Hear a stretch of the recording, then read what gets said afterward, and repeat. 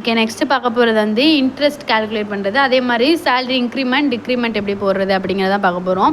So இப்போ இதில் வந்து இன்ட்ரெஸ்ட்டோ இல்லை டேக்ஸ் கண்டுபிடிக்கிறது, இந்த மாதிரி பர்சன்டேஜ் வச்சு எந்த அமௌண்ட் கண்டுபிடிக்கிறனாலும் உங்களுக்கு ஒரே ஃபார்மேட் தான். அது எப்படின்னா ஈக்குவல் டு அப்படிங்கிறத கொடுத்துட்டு எந்த அமௌண்ட்லேருந்து நம்ம வந்து இன்ட்ரெஸ்ட் கால்குலேட் பண்ணணும், இந்த அமௌண்ட். இப்போ இதான் லோன் அமௌண்ட்டாக வாங்கியிருக்காங்கன்னா அந்த அமௌண்ட்டை வந்து நான் கிளிக் பண்ணிக்கிறேன். கிளிக் பண்ணிவிட்டு மல்டிப்பிளில் எத்தனை பர்சன்டேஜ் வந்து உங்களுக்கு இன்ட்ரெஸ்ட்டோ அந்த பர்சன்டேஜ் அமௌண்ட்டை வந்து இங்கே கொடுக்கணும். அப்போ 10%னா 10% அப்படிங்கிற அந்த சிம்பிளோடு போட்டுறேன். இப்போ என்ட்ரு பண்ணிங்க அப்படின்னா ஆட்டோமேட்டிக்காக உங்களுக்கு வந்துட்டு அந்த இன்ட்ரெஸ்ட் அமௌண்ட் வந்துடும். இதே மாதிரி நீங்கள் வந்து 5.2 அந்த மாதிரி உங்களுக்கு வந்து டெசிமல் பிளேசஸில் இருந்தாலுமே ஆட்டோமேட்டிக்காக நீங்கள் ஈஸியாக வந்து இன்ட்ரெஸ்ட் அமௌண்ட் வந்து கால்குலேட் பண்ணிக்கலாம். இதே இதில் வந்து இன்க்ரிமெண்ட் போடுறது இந்த மாதிரி நீங்கள் ஃபஸ்ட்டு 10% அமௌண்ட் என்ன அப்படிங்கிறத கண்டுபிடிச்சிட்டோம்.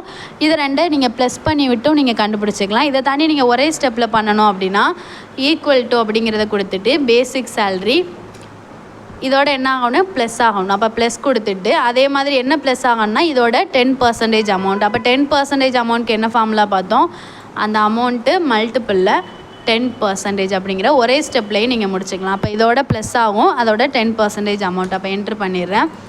அப்போ என்ன ஆயிருக்குன்னா 5400 ரூபா எக்ஸ்ட்ராவாக உங்களுக்கு வந்து ஆட் ஆகிருக்கும். இதே டிக்ரிமெண்ட்டுனா அதே தான், அந்த இடத்துல ப்ளஸ் போடுறதுக்கு பதிலாக நம்ம என்ன பண்ணணும், மைனஸ் போடணும். அப்போ basic salary minus basic salary மல்டிப்பிளில் எத்தனை பர்சன்டேஜ் டிக்ரிமெண்ட் பண்ணணுமோ அத்தனை பர்சன்டேஜை வந்து கொடுத்துருங்க. இப்போ என்ட்ரு பண்ணலாம். இப்போ அவங்களுக்கு 5400 ரூபா வந்து கம்மியாகிருக்கும்.